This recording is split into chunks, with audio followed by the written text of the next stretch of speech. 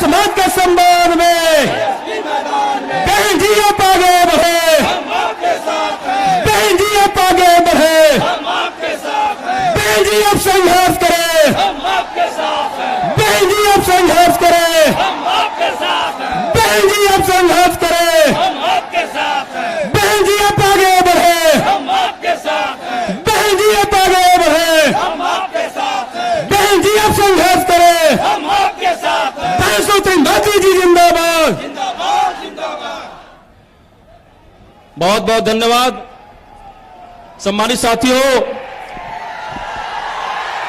आज गोरखपुर के ऐतिहासिक चंपा देवी मैदान में लोकसभा आम चुनाव में बहुजन समाज पार्टी के उम्मीदवारों के समर्थन में आयोजित इस चुनावी जनसभा की मुख्य अतिथि देश में करोड़ों करोड़ दलितों, पिछड़ों, शोषितों, वंचितों के स्वाभिमान सम्मान की प्रतीक, देश में सामाजिक परिवर्तन की महानायिका, बहुजन समाज पार्टी की राष्ट्रीय अध्यक्ष, देश के सबसे बड़े सूबे उत्तर प्रदेश की 4 बार की मुख्यमंत्री आदरणीय बहन जी हम सभी के बीच में पहुंच चुकी हैं। मैं आप सभी की तरफ से माननीय बहन जी का हार्दिक स्वागत, अभिनंदन, वंदन करता हूं। सम्मानित साथियों, अब मैं अनुरोध करना चाहूंगा कि लोकसभा बांसगांव के प्रत्याशी डॉक्टर राम समुद्र जी माननीय बहन जी को मुकुट देकर के माननीय बहन जी का सम्मान करने का काम करें। आदरणीय डॉक्टर राम समुद्र जी।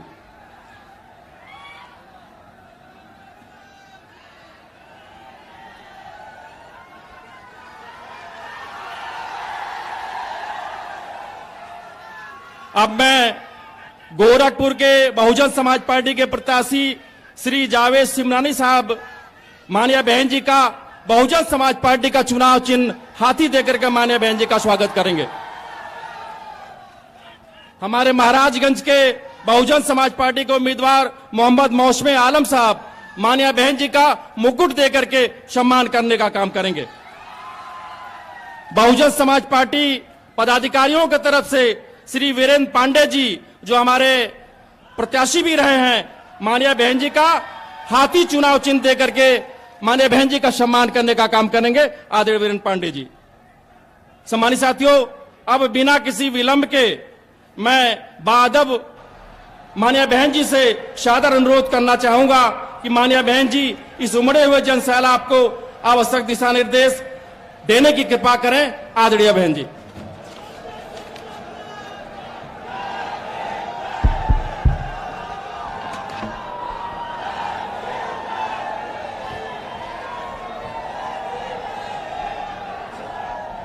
बीएसपी की इस चुनावी जनसभा में इकट्ठा हुए पार्टी के सभी छोटे बड़े पदाधिकारी एवं कार्यकर्तागण, आज आप लोग देश में व यहाँ आपके उत्तर प्रदेश स्टेट में भी लोकसभा के लिए हो रहे आम चुनाव में अपनी पार्टी के उम्मीदवारों के समर्थन में मुझे सुनने के लिए यहाँ इकट्ठा हुए हैं, तो उसके लिए मैं आप सभी लोगों का हार्दिक दिल से आभार प्रकट करती हूँ। वैसे आप लोगों को ये मालूम है कि हमारी पार्टी कांग्रेस, बीजेपी व अन्य किसी भी विरोधी पार्टी तथा गठबंधन आदि के साथ मिलकर नहीं, बल्कि अकेले ही अपनी पार्टी के बलबूते पर पूरी तैयारी व दमदारी के साथ ये चुनाव लड़ रही है। इसके साथ ही हमने टिकट बंटवारे के मामले में भी सर्व समाज के लोगों को उचित भागीदारी दी है, जिनको कामयाब बनाने के लिए अपनी पार्टी के लोग पूरे जी जान से लगे हैं। हालांकि आज यहाँ आपकी इकट्ठा हुई ये भीड़, वह भीड़ के जोश को भी देखकर अब मुझे भी एक काफी हद तक भरोसा हो गया है कि पिछली बार की तरह इस बार भी आप लोग अपने प्रदेश से या लोकसभा चुनाव में अपनी पार्टी का बेहतर रिजल्ट जरूर लाएंगे। इसके लिए अब मैं आप लोगों का ध्यान कुछ जरूरी बातों की तरफ दिलाना चाहती हूँ और इस संबंध में विशेषकर मैं कांग्रेस, बीजेपी व इनके अन्य सभी सहयोगी दलों के बारे में ये कहना चाहूंगी कि आजादी के बाद शुरू में केंद्र व देश के काफी राज्यों में भी ज्यादातर सत्ता यहाँ कांग्रेस पार्टी के हाथों में केंद्रित रही है, किंतु इनकी अधिकांश मामलों में रही गलत नीतियों व गलत कार्य प्रणाली आदि की वजह से ही फिर इस पार्टी को केंद्र व काफी राज्यों की भी सत्ता से बाहर होना पड़ा है तथा यही स्थिति इनकी सहयोगी पार्टियों की भी बनी रही है, जिसके कारण ही फिर पिछले कुछ वर्षों से बीजेपी व इनके सहयोगी दल केंद्र एवं काफी राज्यों की भी सत्ता में काबिज हो गए हैं, लेकिन इनकी भी ज्यादातर रही जातिवादी, पूंजीवादी, संकीर्ण, सांप्रदायिक व द्वेषपूर्ण नीतियों एवं कार्य प्रणाली आदि से तथा इनकी कथनी व करनी में भी काफी अंतर होने की वजह से अब ऐसा लगता है इस बार ये पार्टी भी यानी कि भारतीय जनता पार्टी भी केंद्र की सत्ता में आसानी से वापस आने वाली नहीं है, बशर्ते यदि ये चुनाव इस बार फ्री एंड फेयर होता है तथा आम चर्चा के मुताबिक वोटिंग मशीनों में भी कोई गड़बड़ी आदि नहीं की जाती है और वैसे भी इस बार चुनाव में इनकी कोई भी पुरानी एवं नई चल रही नाटकबाजी, जुमलेबाजी व गारंटी आदि काम में आने वाली नहीं है, क्योंकि अब देश की जनता काफी हद तक इस बात को समझ चुकी है कि इनकी पार्टी ने अब तक देश के विशेषकर गरीबों, कमजोर तबकों, मध्यम वर्गीय एवं अन्य मेहनतकश लोगों को जो इन्हें अच्छे दिन दिखाने के असंख्य प्रलोभन भरे वायदे किए हैं तथा अनेकों हवाई व कहवाई व कागजी गारंटी आदि भी दी है, तो उनका जमीनी हकीकत में अभी तक इन्होंने लगभग 1/4 हिस्सा भी कार्य पूरा नहीं किया है, बल्कि इसके स्थान पर इनका ज्यादातर समय व ताकत भी या इनके अपने चहेते रहे बड़े बड़े पूंजीपतियों एवं धन्ना सेठों को ही ज्यादा से ज्यादा माला माल व धनवान आदि बनाने में तथा उन्हें हर स्तर पर छूट देने व बचाने में ही लगी रही है, जिनके अधिकांश आर्थिक सहयोग से ही ये पार्टी व अन्य पार्टियां भी अपना संगठन चलाती हैं तथा चुनाव आदि भी लड़ाती हैं, जिसका काफी कुछ खुलासा बॉन्ड की आई रिपोर्ट से भी हो जाता है। और इस संबंध में मैं आप लोगों को ये बताना चाहती हूँ कि अभी कुछ दिन पहले माननीय सुप्रीम कोर्ट ने बॉन्ड के बारे में जो रिपोर्ट का खुलासा किया है, तो उससे ये स्पष्ट हो जाता है कि इस देश में कांग्रेस, बीजेपी व अन्य विरोधी पार्टियों ने यहाँ बड़े बड़े पूंजीपतियों व धन्ना सेठों से अपनी पार्टी के संगठन को चलाने के लिए व चुनाव आदि लड़ाने के लिए तो इन्होंने अरबों खरबों रुपया इस देश के बड़े बड़े पूंजीपतियों व धन्ना सेठों आदि से लिया है। लेकिन उस रिपोर्ट में ये भी स्पष्ट है कि देश के अंदर बहुजन समाज पार्टी ही अकेली एक ऐसी पार्टी है जिसने एक भी रुपया अपनी पार्टी के संगठन को चलाने के लिए व चुनाव आदि लड़ाने के लिए तो देश के किसी भी पूंजीपति व धन्ना सेठ से नहीं लिया है। और इतना ही नहीं, आप लोगों को ये भी मालूम है कि हमारी पार्टी कैसे संगठन चलाती है, कैसे चुनाव आदि लड़ाती है। हमारी पार्टी दूसरी पार्टियों की तरह बड़े बड़े पूंजीपतियों व धन्ना सेठों से अरबों खरबों रुपया लेकर ना तो संगठन चलाती है और ना ही चुनाव आदि लड़ाती है, बल्कि हमारी पार्टी अपनी पार्टी के मेंबरशिप के जरिए जो धन इकट्ठा होता है, मेरे जन्मदिन के मौके पर जो धन इकट्ठा होता है पार्टी के लिए, और चुनाव के दौरान भी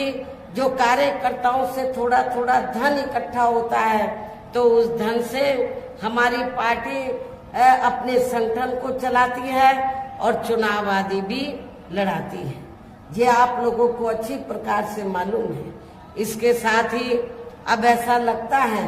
कि कांग्रेस पार्टी की तरह ही बीजेपी ने भी केंद्र की तमाम सरकारी जांच एजेंसियों का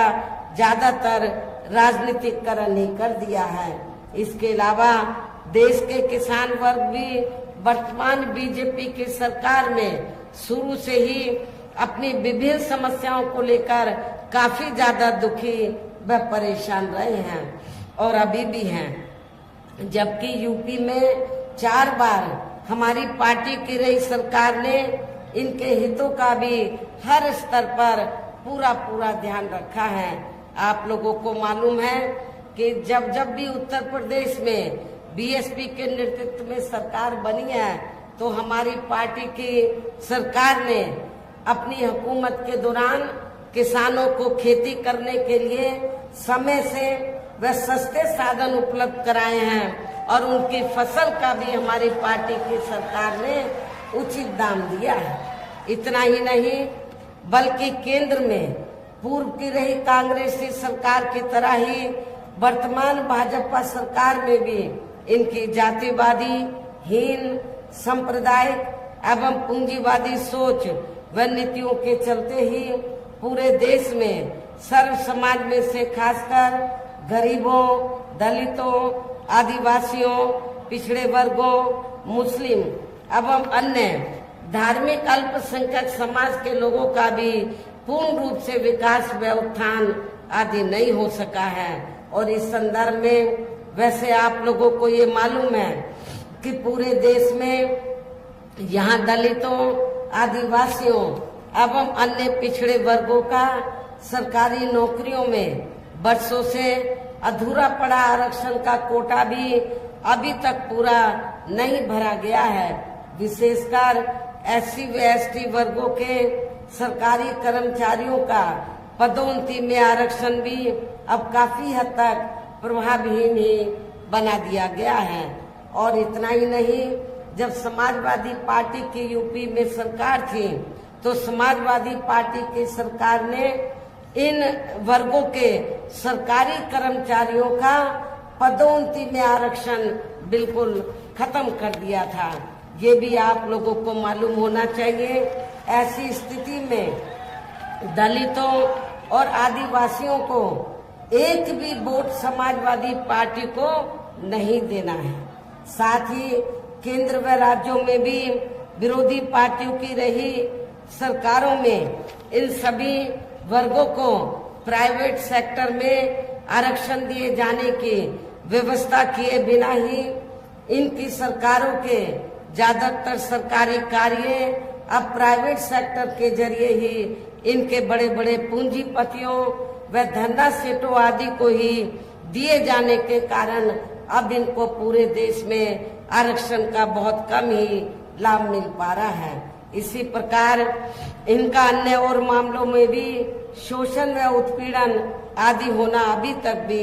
बंद नहीं हुआ है। इनके साथ साथ मुस्लिम व अन्य धार्मिक अल्पसंख्यक समाज के लोगों की भी हालत हर स्तर पर यहाँ काफी ज्यादा खराब व दयनीय बनी हुई है, जिसका काफी कुछ खुलासा सच्चर कमेटी की रिपोर्ट में भी किया गया है। इतना ही नहीं, बल्कि पिछले कुछ वर्षों से केंद्र व अधिकांश राज्यों में भी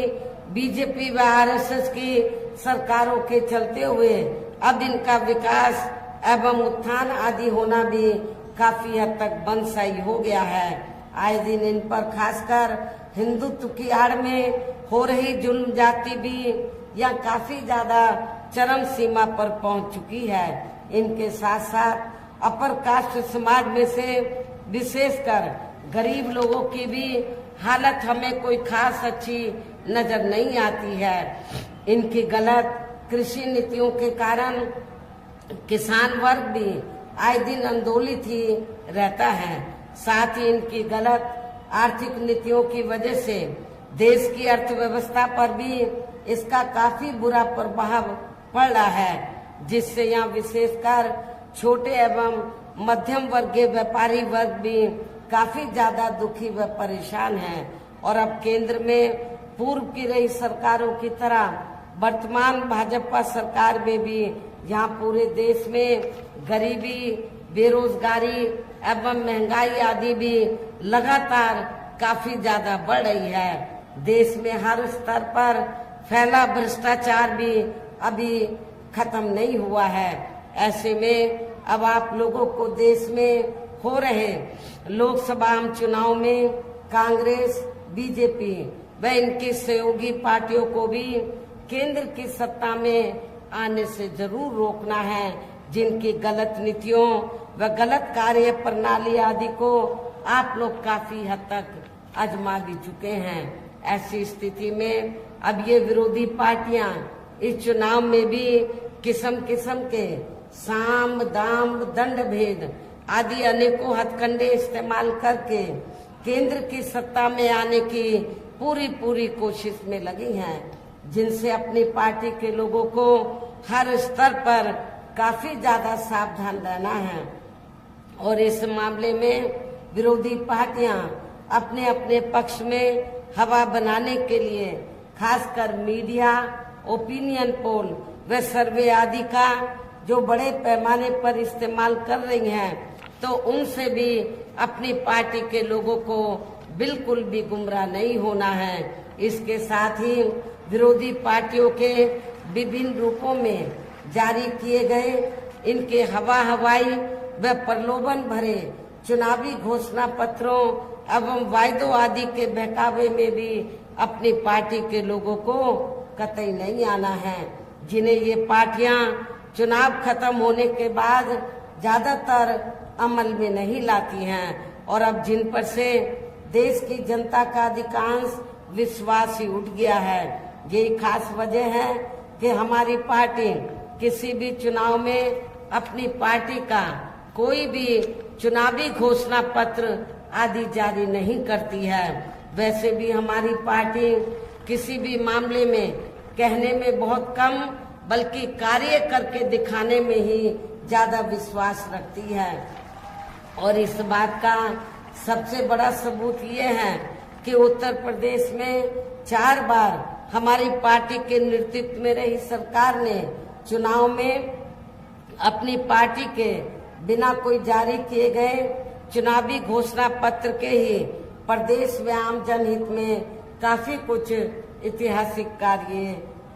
करके दिखाए हैं, जिनकी अब देश में अधिकांश पार्टियों की सरकारें काफी नकल भी कर रही हैं। जबकि इस मामले में हमारी पार्टी का ये कहना है कि यदि इन पार्टियों के स्थान पर केंद्र में हमें अपनी पार्टी की सरकार बनाने का मौका मिलता है, तो तब फिर हमारी पार्टी की बनी सरकार केंद्र में यहाँ तक रही सभी विरोधी पार्टियों की सरकारों की तरह केवल हवाई व कागजी कार्य आदि नहीं करेगी, बल्कि उत्तर प्रदेश की तरह ही जमीनी हकीकत में ठोस कार्य करके दिखाएगी। और इस संदर्भ में खासकर मैं ये कहना चाहूंगी, केंद्र द्वारा देश में पिछले कुछ समय से अति गरीब परिवारों को अस्थायी तौर पर फ्री में जो थोड़ी सी खाद्य सामग्री आदि दी जा रही है, तो उससे इनका यानी कि गरीब लोगों का स्थायी तौर पर भला होने वाला नहीं है। लेकिन ये थोड़ा सा फ्री में राशन देकर बीजेपी व आरएसएस के लोग क्या करते हैं, जब चाहे देश में छोटा चुनाव हो, किसी भी राज्य में या बड़ा चुनाव हो, तो इसकी आड़ में बीजेपी व आरएसएस के लोग गरीब लोगों का जो वोट है उसको बनाने का प्रयास करते हैं, ये कहकर कि केंद्र की सरकार ने तुमको फ्री में राशन दिया है, जबकि इसमें रत्ती भर भी सच्चाई नहीं है। मैं आप लोगों को, गरीब लोगों को ये बताना चाहती हूँ कि आप लोगों को जो फ्री में थोड़ा सा राशन आदि दिया जा रहा है, तो ये आप लोगों के अपने खुद के पैसे का है, क्योंकि पूरे देश की जनता जो केंद्र की सरकार को टैक्स देती है और टैक्स के जरिए जो सरकार के पास पैसा आता है, उस पैसे से आपको मुफ्त में राशन दिया जाता है। इसलिए ये देन बीजेपी व आरएसएस की नहीं है, ये आप लोगों का पैसा है। आपके पैसे से ही आप लोगों को ये राशन आदि दिया जाता है। वैसे भी इनकी ये जटिल समस्या, गरीब लोगों की ये जटिल समस्या हर हाथ को काम देने से ही केवल दूर हो सकती है, जिसकी तरफ हमारी पार्टी की बनी सरकार विशेष ध्यान देगी। साथ ही देश में पिछले काफी वर्षों से आए दिन बढ़ रही गरीबी, बेरोजगारी व महंगाई आदि से भी जनता बहुत ज्यादा दुखी व परेशान है, जिसे भी आर्थिक नीतियों में तब्दीली करके जरूर दूर किया जाएगा। हिंदुत्व की आड़ में, धर्म की आड़ में भी पिछले कुछ वर्षों से खासकर मुस्लिम समाज के लोगों का द्वेष की भावना से जो इनका काफी ज्यादा शोषण व उत्पीड़न आदि किया जा रहा है, तो उसे भी जरूर रोका जाएगा। और ये सब हमने अपनी यूपी की रही सरकार में करके भी दिखाया है। आप लोगों को मालूम है कि जब उत्तर प्रदेश में जब भी बीएसपी के नेतृत्व में सरकार रही है, तो मेरी हुकूमत में कोई भी हिंदू मुस्लिम दंगा फिसाद नहीं हुआ है, अमन चैन का वातावरण कायम रहा है। इसके अलावा हमने यूपी में सर्व समाज में से गरीब एवं बेरोजगार लोगों को बेरोजगारी भत्ता आदि न देकर उन्हें बड़ी तादाद में रोटी रोजी के साधन भी उपलब्ध कराए हैं। जो अब ये कार्य भी अधिकांश ठंडे ही पड़े हैं, जिनको फिर केंद्र में बीएसपी की सरकार बनने पर प्राथमिकता दी जाएगी। कहने का तात्पर्य ये है कि देश में इस समय हो रहे लोकसभा चुनाव में विरोधी पार्टियों के जारी किए गए उनके हवाई व प्रलोभन भरे चुनावी घोषणा पत्रों आदि के बहकावे में अब यह खासकर देश के अति गरीबों, मजदूरों, बेरोजगारों एवं अन्य मेहनतकश लोगों को बिल्कुल भी नहीं आना है। और अब इन्हें ऐसी सभी विरोधी पार्टियों को हर हालत में केंद्र की सत्ता में आने से जरूर रोकना है, जिनकी कथनी व करनी में काफी अंतर रहा है तथा जिन्हें ये लोग वर्षों से आजमा भी चुके हैं। ऐसे में अब मेरा यही कहना है कि आप लोगों को अपने खुद के व अपने प्रदेश, क्षेत्र एवं देश के भी हित में अपने वोटों को या कांग्रेस, बीजेपी व अन्य विरोधी पार्टियों को न देकर केवल अपनी एकमात्र हितैषी पार्टी बहुजन समाज पार्टी को ही देना है। जो ये पार्टी उत्तर प्रदेश की तरह ही देश में भी अपनी पार्टी की सरकार बनने पर फिर पूरे देश में यहाँ अपनी पार्टी की सर्वजन हिताय व सर्वजन सुखाय की नीतियों पर आधारित ही सरकार चलाएगी। इसके साथ साथ केंद्र से जुड़ी आपके क्षेत्र की जो भी यहाँ स्थानीय समस्याएं होंगी, तो उन्हें भी फिर दूर करने का हर संभव पूरा प्रयास किया जाएगा। साथ ही यहाँ गरीबों, मजदूरों, बेरोजगारों, कर्मचारियों, किसानों, छोटे व्यापारियों एवं अन्य मेहनतकश लोगों के हितों का भी विशेष ध्यान रखा जाएगा। सर्व समाज में से खासकर दलितों, आदिवासियों, पिछड़े वर्गों, मुस्लिम व अन्य धार्मिक अल्पसंख्यक समाज के लोगों के विकास व उत्थान के साथ साथ हर स्तर पर इनकी सुरक्षा आदि के लिए भी सख्त कदम उठाए जाएंगे। और तभी फिर यह वास्तव में अपने देश के महान संतों, गुरुओं व महापुरुषों में भी विशेषकर महात्मा ज्योतिराव फूले, श्री छत्रपति शाहू जी महाराज, श्री नारायण गुरु, बाबा साहब डॉक्टर भीमराव अंबेडकर एवं मान्यवर श्री कांशीराम जी आदि का अधूरा रहा सपना जरूर साकार हो सकता है, जिनको यूपी में हमारी पार्टी की रही सरकार द्वारा हर स्तर पर पूरा आदर सम्मान दिया गया है। लेकिन ये सब विरोधी पार्टियों को अच्छा नहीं लगा है। आप लोगों को मालूम है, जब सपा सत्ता में थी तो समाजवादी पार्टी की सरकार ने हमने अपने संतों, गुरुओं और महापुरुषों के नाम से जो जिले बनाए और जो संस्थानों के नाम रखे, काफी हद तक ये सपा की सरकार ने वो नाम बदल दिए। इससे इन संतों, गुरुओं व महापुरुषों के प्रति इनकी हीन भावना साफ नजर आती है। क्या ऐसी स्थिति में आप लोग समाजवादी पार्टी को वोट देंगे? मैं समझती हूँ बिल्कुल भी नहीं देंगे। इन्हीं खास बातों के साथ ही अब मेरा देश में आपके स्टेट के भी हित में यही कहना है कि हमारी पार्टी ने यहाँ जिनको भी लोकसभा के लिए चुनाव के मैदान में उतारा है, जो आपके सामने मंच पर भी, जो आपके सामने